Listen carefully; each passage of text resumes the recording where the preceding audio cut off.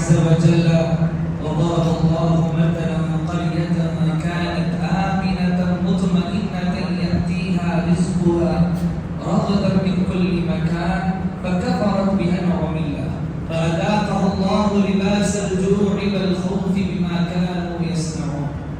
عزیز بھائیوں، اللہ رب العالمین نے اس آیت کریمہ میں ایک گاؤں کا، ایک قریے کا تذکرہ فرمایا کہ اللہ نے انہیں بے انتہا نعمتیں عطا فرمائی. بعض تفاسیر میں آتا ہے کہ نعمتیں اور اللہ کے انعامات اتنے زیادہ ان کو ملے ہوئے تھے، ان کے باغ، ان کی کھیتی اور تمام چیزیں خوب فائدہ لیتے تھے کہ آدمی اپنے سر پر ٹوکری لے کر پھرتا تھا تو اس کی ٹوکری باغ کے ختم ہونے سے پہلے پھلوں سے بھر جایا کرتی تھی. اللہ کا انعام تھا ان کے، لیکن انہوں نے اللہ رب العالمین کے انعامات کا انکار کر دیا.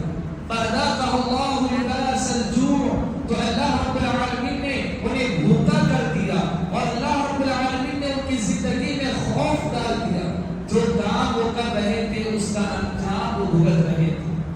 اس آیت کریمہ میں اس واقعے سے اللہ رب العالمین ہمیں یہ پیغام دینا چاہتے ہیں کہ اللہ کے جو انعامات ہمیں ملتے ہیں، رب العالمین کی جو نعمتیں ہمیں میسر آتی ہیں، وہ تمام نعمتوں کے ہم شکر گزار ہیں. اللہ نے کہا لئن شکرتم لأزیدنکم، تم شکر گزاری کرو گے، اللہ نے جو دیا خوش رہو گے، اللہ رب العالمین کی نعمت کی قدر دان کرے رہو گے. اللہ رب العالمین نے جو نعمتیں تمہیں دے رکھی ہیں وہ نعمتیں اور بڑھے گی. اللہ مزید تمہیں عطا فرمائے گا، اللہ تمہیں خوب دینے والا ہے. وَلَئِن كَفَرْتُمْ إِنَّ عَذَابِي لَشَدِيدٌ، اور اگر اللہ کے نعمتوں کی ناشکری کرو گے تو پھر اللہ کا عذاب بڑا سخت ہونے والا ہے. عزیزوں، تاریخ میں کئی ایسے واقعات ہمیں دیکھنے کو ملتے ہیں کہ ایک انسان اللہ کی نعمتوں کو اپنی نعمت بتایا تو اللہ نے اسے ہلاک و برباد کر دیا.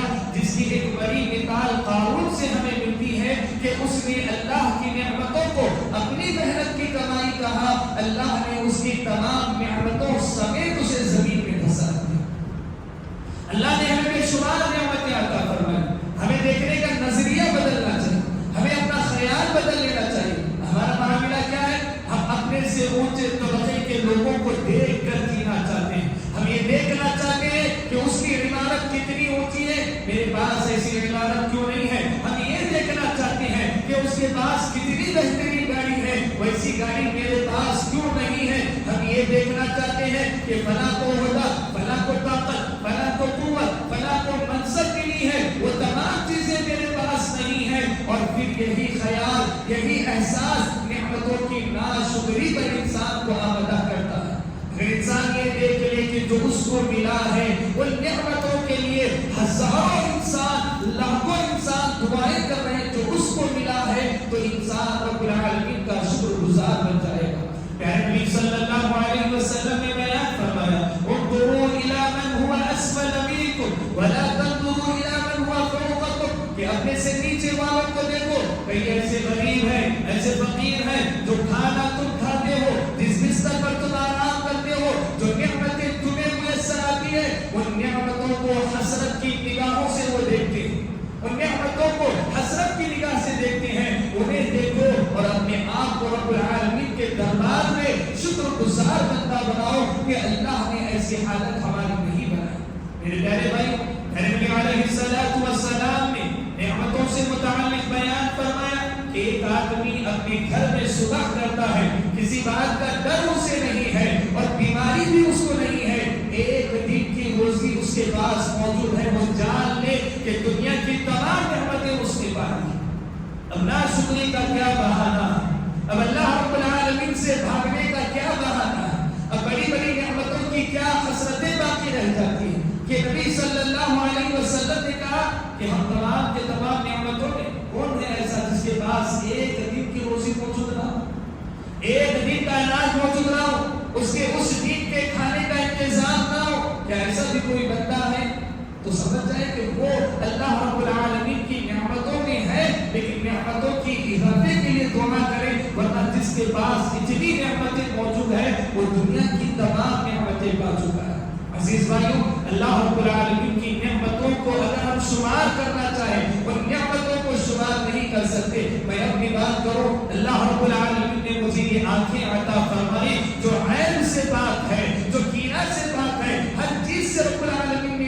کو پاک کیا. یہ نعمت ہے کہ ہزاروں لوگ دعائیں کرتے ہیں کہ ان کی آنکھیں ٹھیک ہو جائے. کسی کی آنکھیں ٹھیک ہوتی ہے تو بھی کئی بیماریاں ان آنکھوں میں آ جاتی ہیں.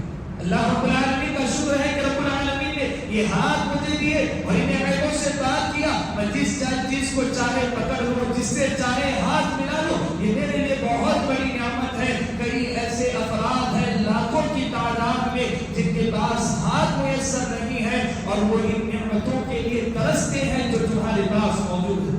اللہ رب العالمین کی نعمت کہ رب العالمین کا احسان ہے کہ اس نے مجھے پاؤں دیے چلنے اور پھرنے کے لیے. مجھے کسی کے سہارے کی ضرورت نہیں, مجھے لاٹھی کی ضرورت نہیں ہے. یہ اللہ کا مجھ پر بڑا احسان ہے اور یہ ایسا احسان ہے کہ لوگ ان احسان کے لیے لاکھوں کروڑوں روپے بھی گنوا دیں تب بھی انہیں یہ نعمتیں دوبارہ میسر نہیں آ سکتی. میرے بھائیوں, ان نعمتوں کے مقابلے ایک اور نعمت میں آپ کو بتاؤں کہ رب العالمین کی یہ بھی نعمت ہے کہ اللہ نے ہمیں صحت دی, اللہ نے ہمیں تندرستی دی, اللہ رب العالمین نے ہمیں طاقت اور قوت والا بنایا ہے. ذرا ہم بیماروں سے پوچھو جو اپنے بستروں پر پڑے ہیں, جو دواخانوں میں زیر علاج ہے, ان بیماروں سے پوچھو جن کی بیماریاں کبھی ختم ہونے والی نہیں ہیں. کسی کے پیروں میں درد ہے کہ وہ بالائی منزل پر چل نہیں سکتا, کسی کی کمر میں درد ہے کہ وہ کھڑا نہیں رہ سکتا, وہ سجدہ کر نہیں سکتا. ان سے پوچھو ان سے کہ جو نعمت اللہ نے تمہیں دی ہے چلنے پھرنے بھاگنے اٹھنے بیٹھنے کی, کہ کوئی تکلیف تمہیں نہیں ہوتی, یہ نعمت کتنی بڑی نعمت ہے. ذرا سا سر دکھ جائے انسان بے چین بے قرار ہو جاتا ہے, چند لمحات میں بے چین بے قرار ہوتا ہے.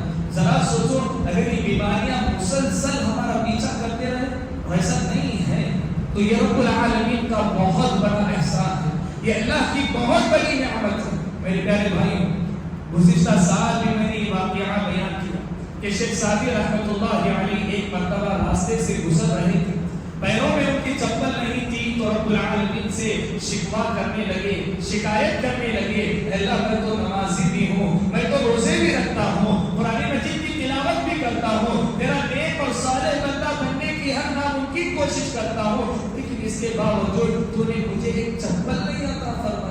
کچھ دور چلے تھے, ایک انسان کو دیکھا جو دونوں پیر سے معذور ہے, اللہ کا شکر ادا کیا, اے اللہ تو نے مجھے محض چپل سے محروم کیا, اس انسان کو دونوں پیروں سے ہی محروم کر دیا. اس نظریے سے کائنات کو دیکھیں. آج ہندوستان میں ہم ہیں میرے بھائی, اللہ نے ہمیں صبح شام کھانے کی توفیق عطا فرمائی. انواع و اقسام کے کھانے چاہیے, ہمیں ایسے ویسے کھانے نہیں چاہیے, ہمیں تلا ہوا اور اسی طرح میٹھا گوشت اور مختلف قسم کے کھانے چاہیے. آئے دن ہمارے پاس موبائل موجود ہے, فلسطین کے حالات ہم دیکھتے ہیں, ہم نے دیکھا ہے ان حالات کو کہ کچھ بچے گھاس توڑ کر بھی کھا رہے ہیں.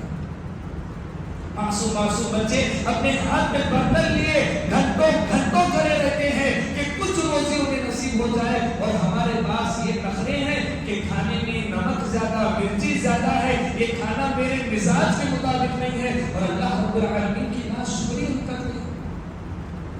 کیا ان حالات کو ہم نہیں جانتے؟ اور یہ محض پہلا سال نہیں ہے کہ میں آپ کے سامنے فلسطین کی مثال رکھوں اور وہاں کے بچوں, وہاں کی عورتیں, وہاں کے جوانوں کے بارے میں بیان کروں. لاکھوں, یہ کئی سال پچھلوں کی بات کرتا ہوں کہ صدیوں سے افریقہ کی سرزمین پر کچھ علاقے ایسے بھی ہیں جہاں کے بچوں کے مارے بھوک کی پسلیاں نظر آتی ہیں, کھانا پینا ان کے پاس موجود نہیں ہے, وہ مٹی کو چھان کر اس کی روٹیاں بنا لیتے ہیں, اس کو کھانے کی کوشش کرتے ہیں. کئی تمام چیزیں ہم نہیں دیکھتے. اللہ رب العالمین نے بے شمار نعمتیں عطا فرمائی. اللہ رب العالمین کی نعمتوں کی شکر گزاری کرو گے تو نعمتوں کی شکر گزاری ہو ہی نہیں سکتی. میں نے میرے جسم کے اعضاء کے بارے میں بتایا, اللہ نے ہوا دی ہے, ہم ہوا میں سانس لیتے ہیں جو ہمارے جسم کو خوشگوار بناتی ہے. اللہ نے ہمارے لیے سورج کا انتظام کیا ہے, مسجد میں بھی بیٹھے ہیں, لائٹ کا انتظام ہے, فین کا انتظام ہے, وقت دیکھنے کے لیے گھڑی کا انتظام ہے, ہر چیز ہمارے پاس موجود ہے. تو بتاؤ اب کس بات کے لیے رب العالمین کی ناشکری کرنا چاہو گے؟ شاکرا لانعمہ. آج ہی کی نماز میں یہ آیت کریمہ پڑھی گئی کہ حضرت ابراہیم علیہ السلام اللہ کے نعمتوں کے قدردان تھے. اجتباہ و ہداہ الی صراط مستقیم. یہی وجہ ہے کہ اللہ نے انہیں